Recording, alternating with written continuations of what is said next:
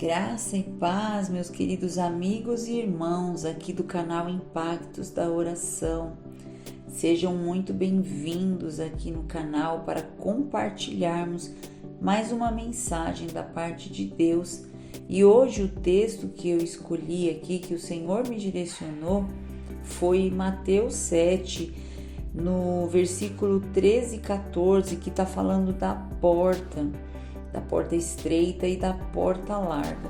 Vamos ler aqui, Entrai pela porta estreita, porque larga é a porta e espaçoso o caminho que conduz à perdição, e muitos são os que entram por ela. E porque estreita é a porta e apertado o caminho que leva à vida, poucos há que a encontre.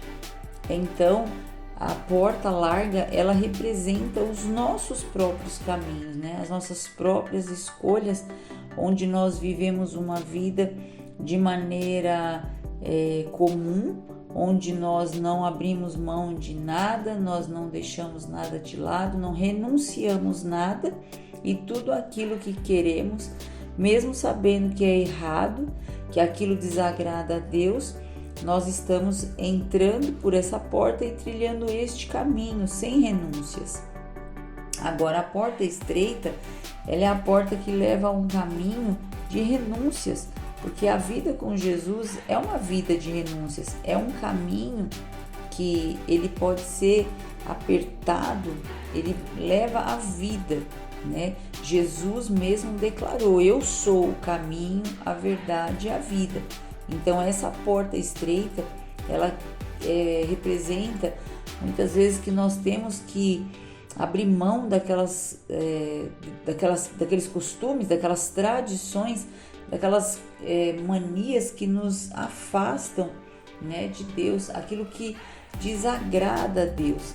Então, quando nós temos que abrir mão da nossa própria vontade para viver uma vida de reino, apesar de parecer estreito e difícil, é só quando a gente chega, né, acostumado naquela largueza do outro caminho, quando a gente chega parece tudo muito estreito, muito cheio de renúncias, mas a verdade é que o caminho da vida, andar com Jesus, é uma coisa maravilhosa, e renunciar às coisas desse mundo nos traz tantas vantagens.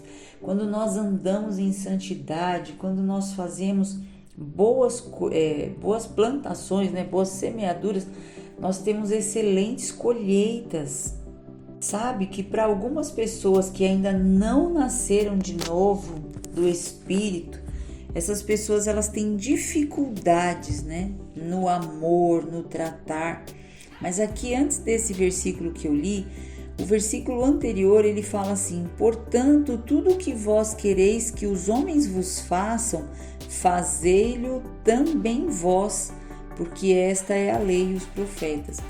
Então imagina que tudo de bom que você queira para a sua vida, isso você tem que fazer em prol da vida das outras pessoas.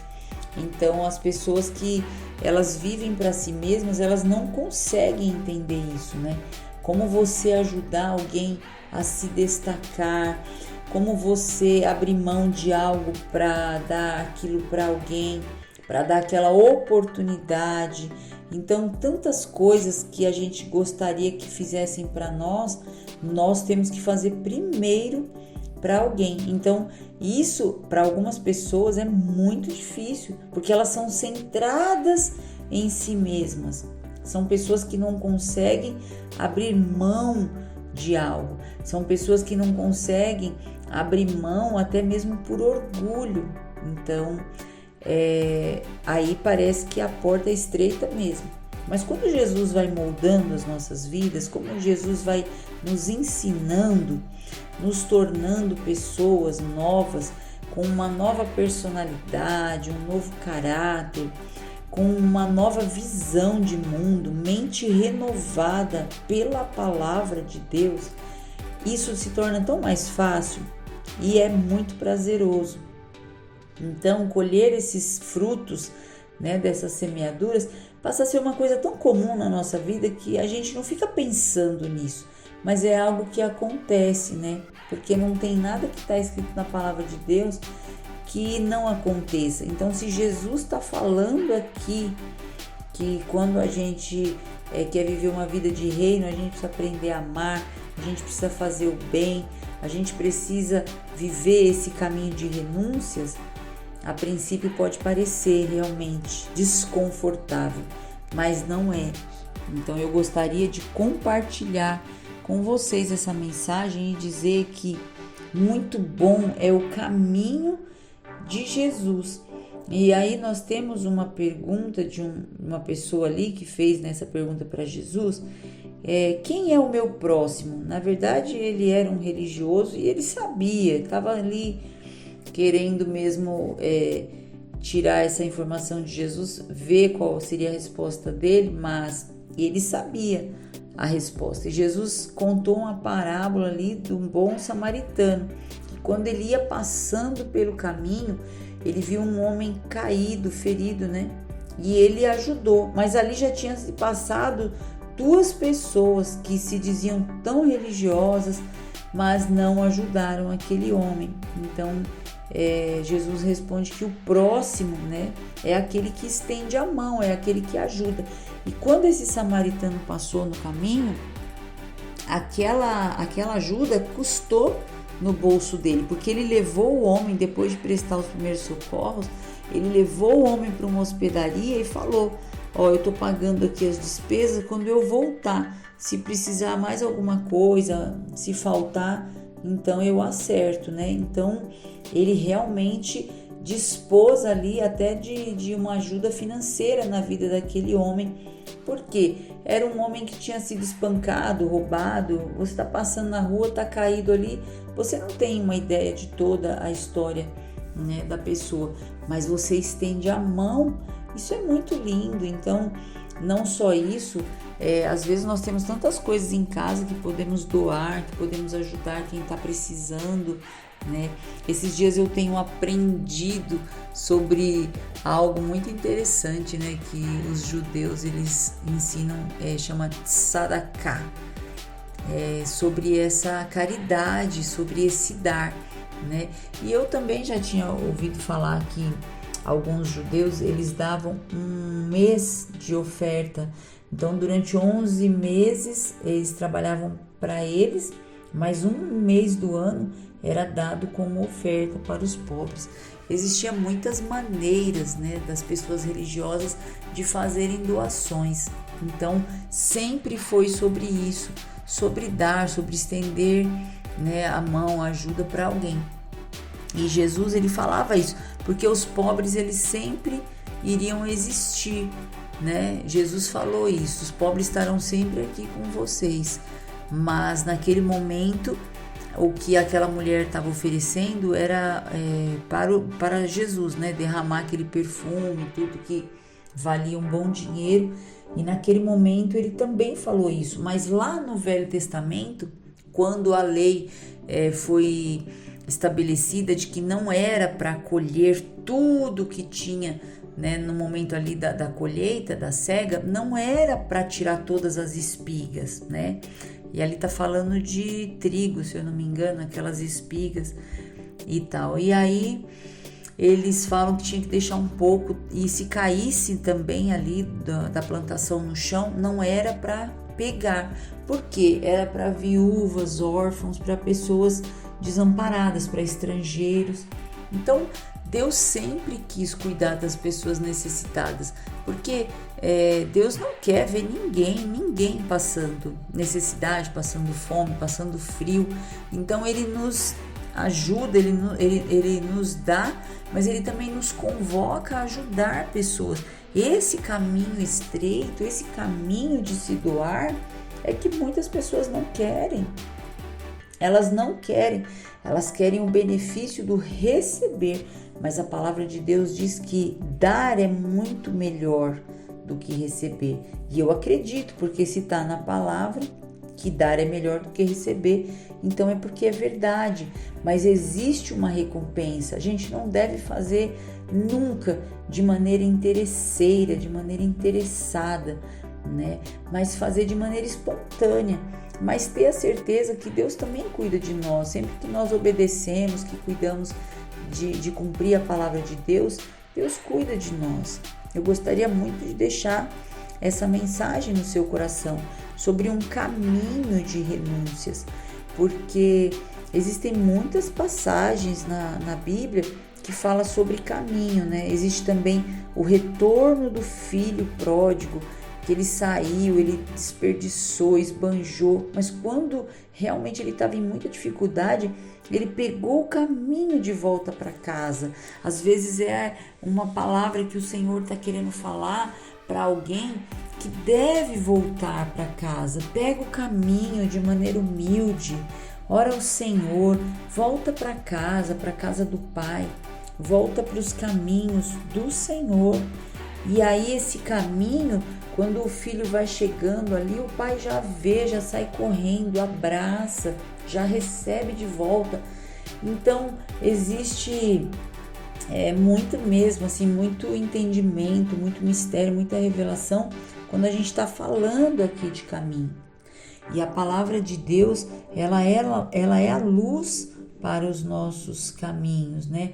Que ilumina os nossos passos. Ela é uma lâmpada para os nossos pés. É uma luz que ilumina os nossos pensamentos, que transforma a nossa mente, que nos dá novo direcionamento. E a partir do momento que a gente muda a nossa mente, a gente muda os nossos resultados na nossa vida, em todas as áreas. Mas, como eu disse, não é de uma maneira interessada, é de uma maneira tão desinteressada que aquilo passa a ser uma prática automática e vai se tornando não como um fardo, mas é tão espontâneo. E aí, da mesma maneira que você está lançando para fora, deixando fluir para fora, espontaneamente, muitas coisas começam a retornar. Eu estou falando isso para vocês de toda a experiência própria, tudo que o Senhor já derramou sobre a minha vida em bênçãos e tantas coisas que eu já fiz. E não vou citar aqui porque eu não estou querendo me gabar. Toda a honra, toda a glória é para Deus. Foi Ele quem me deu, foi Ele quem tocou no meu coração para que eu retribuísse o favor dele, sempre olhando para as pessoas que estavam precisando de mim. E nunca falta e nunca haverá, né? Nunca há de faltar, nunca haverá falta na minha vida, em nome de Jesus. E agora, depois de ter deixado essa palavra, que eu espero que ela tenha te ajudado, eu quero te convidar a orar, ok? Vamos lá? Senhor, em nome de Jesus, oramos agora a Ti, Pai. Nós juntamos, unimos a nossa fé na oração, pedindo ao Senhor que nos ajude a caminhar por este caminho estreito, Pai, este caminho de renúncias, este caminho que leva ao Senhor, que nos leva a ter acesso ao Senhor, onde nós encontramos, Pai querido, a Tua verdadeira paz em nós, em cuidar das pessoas que precisam da nossa ajuda e saber que o Senhor é quem nos ajuda a cuidar dessas pessoas e o Senhor que também estende as mãos usando a nossa vida para alcançar e abençoar outras vidas. Pai, em nome de Jesus, alinha os nossos passos na Tua palavra, Pai, que a Tua palavra ela é luz, que a Tua palavra ela não é difícil de se cumprir. E eu sei disso, Senhor. Ajuda também esse meu irmão, essa minha irmã a cumprir a Tua palavra, a viver uma vida de maior renúncia, abandonando, Senhor, todo o querer do eu, todo o desejo, vício, toda malícia, toda fofoca, todo engano, toda mentira, tudo aquilo que não te pertence, Pai, em nome de Jesus. Se tem alguém me ouvindo agora, Deus, que tem vícios em pornografia, bebida, cigarros, seja o que for que está atrapalhando a caminhada deste meu irmão e dessa minha irmã, de viver mais em santidade, mais perto de Ti, eu peço a Tua força para que essa pessoa se liberte, Senhor, que essa pessoa entenda que isso é embaraço para as nossas vidas e que devemos andar desembaraçados, livres e desimpedidos, servindo de bom testemunho, que o Senhor é que nos dá a força para vencermos estas dificuldades da carne e assim libertar outras pessoas que estão nos mesmos vícios, Pai. Obrigada, Deus, em nome de Jesus, porque o Senhor cuida de nós. Obrigada porque o Senhor colocou o teu reino em nós. E Jesus disse isso: o reino está dentro de vocês. Só que para nós reinarmos com o Senhor, para nós buscarmos esse reino, nós precisamos abrir mão dessa vida mundana, dessa vida secular e viver uma vida de reino aqui nessa terra, em nome de Jesus. Pai, eu te agradeço, eu te louvo e eu sei, Deus, que esta oração já surtiu efeito na vida dessas pessoas que estão comigo agora. Em nome de Jesus, obrigada e amém. E é isso, meu irmão, minha irmã. Obrigada por estar comigo até aqui. Louvado seja Deus pela sua vida e até a próxima mensagem.